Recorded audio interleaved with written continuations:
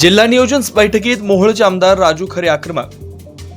जिल्हाधिकारी व एसपीनं धरलं धारेवर. बीडपेक्षाही मोहोळमध्ये भयानक अवस्था. 50 टिप्पर मुरुम वाळू उपसा. जिल्हा नियोजन समितीच्या बैठकीत पालकमंत्री जयकुमार गोरे, जिल्हाधिकारी कुमार आशीर्वाद, मनपा आयुक्त शीतल उगले तेली, पोलीस आयुक्त यम राजकुमार, मुख्य कार्यकारी अधिकारी कुलदीप जंगम, पोलीस अधीक्षक अतुल कुलकर्णी, खासदार ओमप्रकाश राजे निंबाळकर व जिल्ह्यातील आमदार उपस्थित होते. मोहोळचे आमदार राजू खरे यावेळी आक्रमक झाले. मोहोळ तालुक्यातील मुरुम वाळू उपसा मोठ्या प्रमाणात केला जातोय.